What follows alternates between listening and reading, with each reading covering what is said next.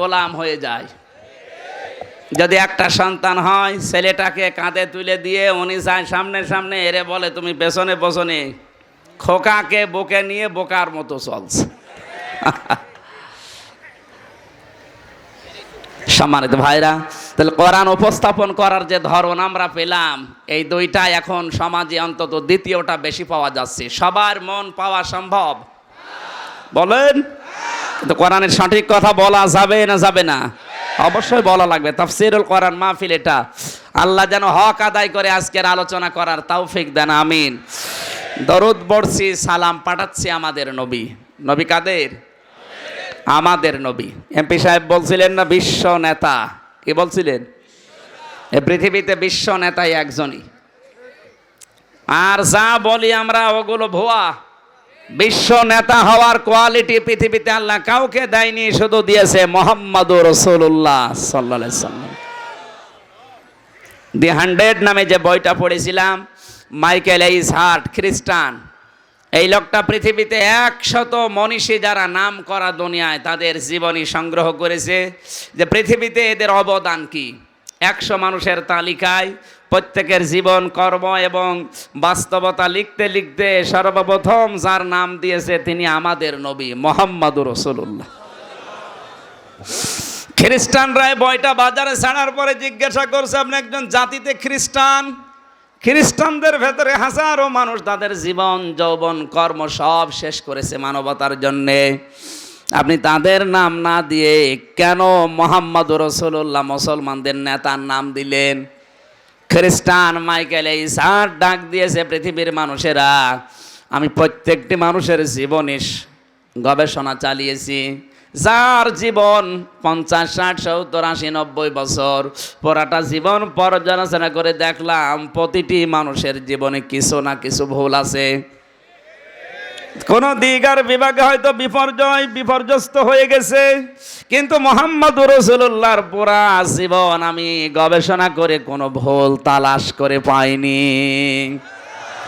এই লোকটাকে যদি আমি পৃথিবীতে 1 নম্বরে না রাখি, তাহলে আমার বিবেকের কাছে আমি নিজেই ধরা খেয়ে যাই।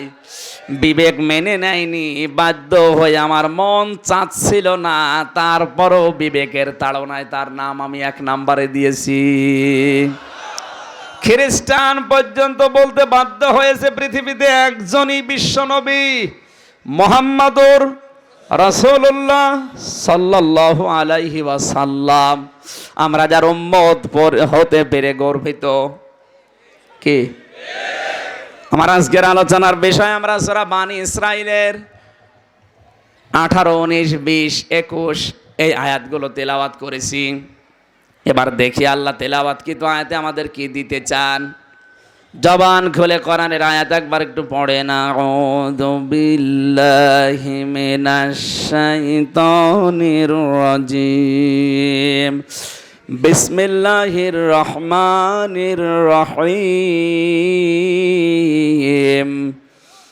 মান কানা ইউরিদুল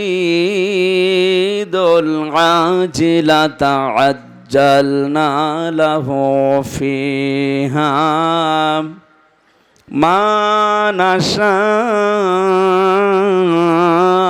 লিমান নুরিদু সুম্মা জাআলনা লাহু জাহান্নাম ইয়াসলাহা মাদমুমান মাদহুরা।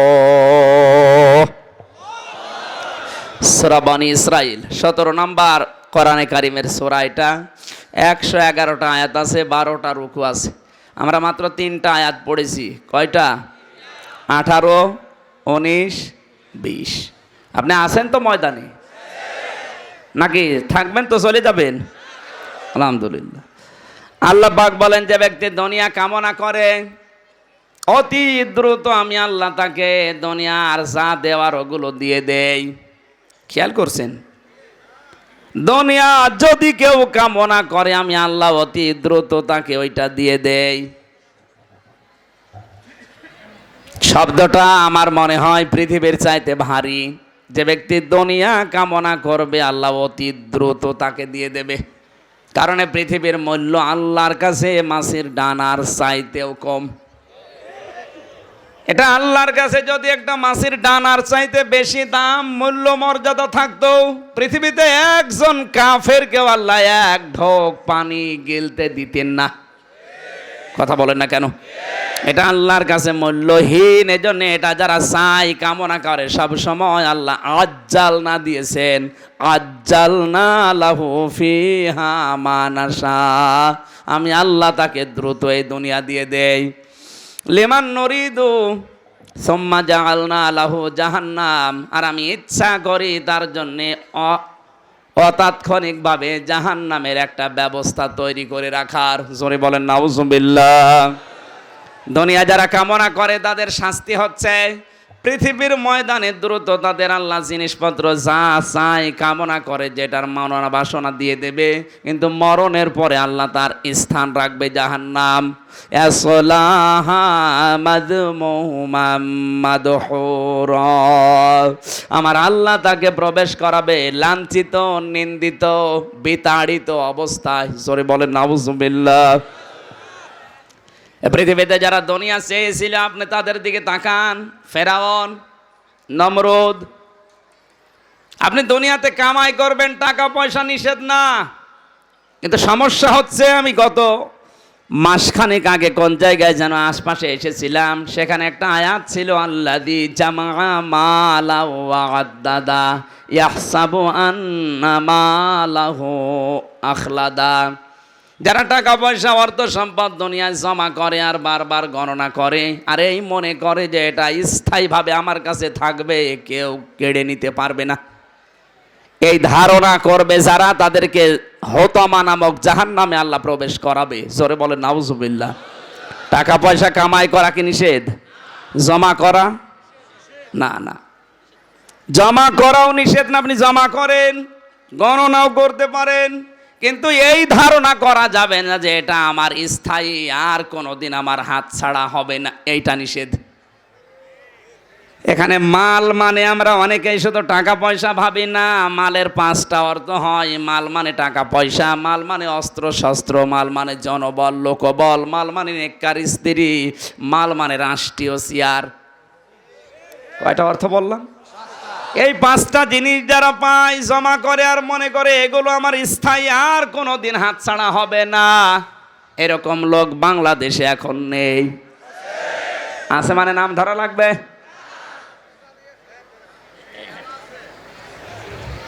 হয়তো জনবল লোকবল গোছাচ্ছে, অস্ত্র শস্ত্র জমা করছে, অনেকেই নারী নিয়ে ব্যবসা করছে, অনেকে ক্ষমতার চেয়ার পেয়ে ধারণায় মেতে আছে যে আর কোনোদিন চেয়ার আর যাবে না, একেবারে কিয়ামত পর্যন্ত। এই ধারণা যারা করে এইটাই আল্লাহর কাছে সমস্যা। কথা বলা লাগবে। এই ধারণা করেছিল ফেরাউন। কে? এমনকি ধারণা করতে গিয়ে শেষ পর্যন্ত দাবিও করেছিল আনা রব্বুকুমুল আ'লা, আমি বড় রব। আমি রব মানে ও কিন্তু বলে নাই যে আমি তোমাদের বড় আল্লাহ, ও বলেছে বড় রব। রব বলা হয় যিনি সবার আগে প্রয়োজন পূরণ করতে পারে, আরবিতে তাকে রব বলে। যেহেতু রব দাবি করেছে, জনগণ এসে ডাক দিয়েছে নীলনদে পানি নেই, নীলনদ শুকিয়ে গেছে, আপনি যেহেতু রব পানির ব্যবস্থা করেন। ফেরাউন বলছে কোনো অসুবিধা নেই, তোরা বাড়ি যা, কালকেই পানি চলে আসবে। গভীর রজনীতে পাগড়ি একটা মাথায় দিয়ে, জব্বা গায়ে দিয়ে, কারণ ওই দেশের জাতীয় পোশাক ছিল ওইটা, তসবিহ হাতে নিয়ে ঘোড়ার পিঠে সওয়ার হয়ে গেছে পাহাড়ের প্রান্তদেশে। নিরিবিলি এক জায়গায় সেজদা দিয়ে বলে, আল্লাহ তুমি একজন আছো, আমি জানি, আমি দুনিয়া চাই, আমারে দিয়ে দাও, আমার আখেরাত দরকার নেই। তুমি একজন আছো আমি জানি, আমি বিশ্বাসও করি। ফেরাউন কিন্তু আল্লাহ একজন আছো বিশ্বাস করতো, কিন্তু আমি দুনিয়া চাই, আমার আখেরাত দরকার নেই, তুমি আমারে দিয়ে দাও। আমি যেহেতু খোদা দাবি করেই ফেলেছি, রব আমি দাবি করেছি, এখন যদি সকালে নীল নদে পানি না আসে, আমি যে কয় নাম্বার রব, আমার গদি থাকবে না। তুমি দয়া করে আমার এটা দিয়ে দাও। মোনাজাত কমপ্লিট করার পরে পাশে তাকিয়ে দেখে দুইজন দাঁড়িয়ে। পেছনে ফিরেই বলে তোরা কারা? বলে আমরা আপনার জনগণ। এখানে কি আমার কথা কি কিছু শুনলি? বলে শুনেছে কিনা, আমরা একটা মামলা নিয়ে এসেছি আপনার কাছে, বিচার চাই। বলে বিচার রাজ দরবারে হবে, এখানে কি? বলে না, এখানে রায় দেওয়া লাগবে। আমাদের প্রথম বিচারে কোনো প্রজা যদি রাজার হুকুম না মানে অবাধ্য হয়ে যায় তাহলে তার শাস্তি কি? ফেরাউন একবারেই ফতোয়া দিয়েছে, তার শাস্তি এই নীল নদে চুবিয়ে মারা। এই দুইজন বলছে আপনি রায় লিখে দেন। বলছে না, আমি যা বলেছি ওইটাই আমার মুখের কথা রায়। ওরা বলে না, আপনার কথা আমরা মানি না। আপনি সকালে এক কথা বলেন, বিকালে আর এক কথা বলেন। এক কথা বলছেন কেন?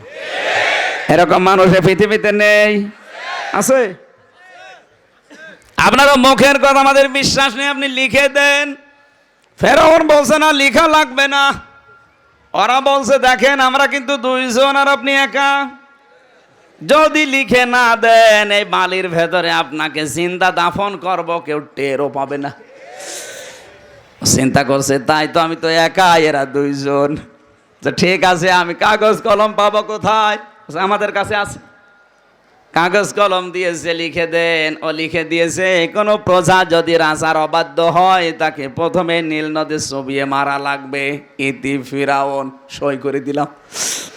কাগজটা হাতে নিয়ে দুইজন বলছে আপনি আমাদের চেনেন না? দুনিয়ার কোন মানুষ আমরা না, আল্লাহর দুইজন ফেরেশতা। এটার নাম মিকাইল, আমার নাম জিবরাইল। আপনি যা লিখে দিলেন দেখবেন একদিন আপনার লিখিত ফতোয়া অনুযায়ী আপনার উপরে কার্যকর হচ্ছে। যখন মারা যাচ্ছিল নীল নদে ডুবে, একবার পানির নিচে চলে যায় আবার ওঠে। এমন কেউ কালেমার অর্ধেক অংশ পর্যন্ত পড়েছিল, আন্নাহু লা ইলাহা ইল্লাল্লাযী আমানাত বিহি বানু ইসরাঈল ওয়া আনা মিনাল মুসলিমিন। বনি ইসরাইল রাজার উপরে ঈমান এনেছে, আমি তার উপরে ঈমান আনলাম। তাও সরাসরি বলছে না আল্লাহ তোমার উপরে ঈমান আনলাম। আমানতু আন্নাহু লা ইলাহা ইল্লাল্লাহ বলতে পারে নাই। লা ইলাহা পর্যন্ত বলার পরে আল্লাহ তাআলা বলেন জিবরাইল ওই কাগজটা ওর সামনে ধর।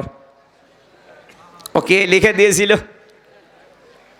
যে কোনো প্রজা যদি রাজার হুকুম না মানে তার প্রথম শাস্তি নীল নদে চুবিয়ে মারা।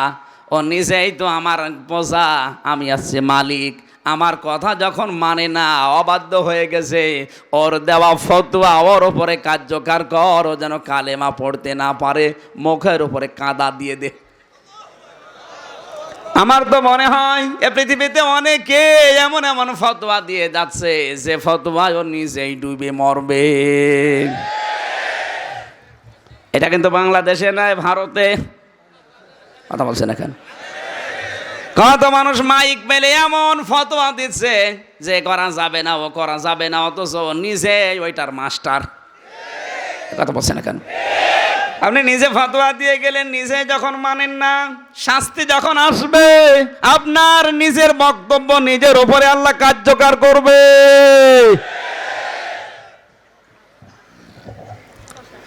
টাঙ্গাইলবাসী, পৃথিবী যদি কেউ কামনা করে আমার আল্লাহ তাকে দেরি করে না, আজ্জাল না দিয়েছেন, তাকে তাড়াতাড়ি দিয়ে দেয়। কারণ আমার আল্লাহর ইচ্ছা ওকে তাড়াতাড়ি দিয়ে দুনিয়া ভরে দেয়, ওর জন্য আখিরাতে কোনো অংশ আর বাকি রাখবো না। ওমান আরাদাল আখিরাতা ওয়া সাআলাহা সায়াহা ওয়া হুয়া মুমিনুন ফাউলাইকা কানা সায়ুহুম মাশ। যে ব্যক্তি আখেরাত কামনা করে, এদিকে তাকান, যে ব্যক্তি আখেরাত কামনা করে আর এটা পাওয়ার জন্যে যথাযথভাবে চেষ্টা চালায় এবং সে মুমিন। খেয়াল করেন শব্দের দিকে, আখেরাত কামনা করলে হবে না, যথাযথভাবে চেষ্টা চালাতে হবে এবং মুমিন হওয়া লাগবে। বুঝতেছেন? আজ অনেকেই মুমিন না, আখেরাত বাবার চেষ্টায় আছে, কিন্তু যেভাবে চেষ্টা করা দরকার ওইভাবে করে না। আল্লাহর যে ভয়টা, শুধু ভয় করলে আল্লাহকে হবে না, মুমিন যারা তাদেরকে আল্লাহর ভয়ের মতো করা লাগবে। কোন মানুষ যদি এমনিতেই ভয় করে তাহলে বলা হয় তাকে খাউফ। কি বলে? যেমন সাপ দেখে মানুষ ভয় করে, বাঘ দেখে মানুষ ভয় করে, পুলিশ দেখে মানুষ ভয় করে, এর আরবি নাম হচ্ছে খাউফ। নাম কি? খাউফ। আর তাকওয়া কাকে বলে? আল্লাহর কোন নিষিদ্ধ কাজকে ঘৃণা ভরে ছেড়ে দেওয়ার নাম হচ্ছে তাকওয়া। মুমিনদেরকে আমার আল্লাহ ডাক দিয়ে জানিয়েছেন, যারা আখিরাতে কামনা করে তারা তো মুমিন, ওরা যথাযথভাবে আখিরাতের ঘর তৈরি করার জন্য চেষ্টা চালাবে। যথাযথটা কি? আসালাহা সাইয়াহা। এই সাইয়াহার ব্যাখ্যায় মুফাসসিরিন ইকরাম লিখেছেন, যে ব্যক্তি আল্লাহর দিকে যত ঝুঁকবে, আমার আল্লাহর দিকে যত ঝুঁকে পড়বে, দুনিয়া থেকে সে তত বেশি গাফেল হয়ে যাবে। দুনিয়া থেকে গাফেল হওয়া মানে দুনিয়ার কোনো চিন্তা ভাবনা নেই তার না।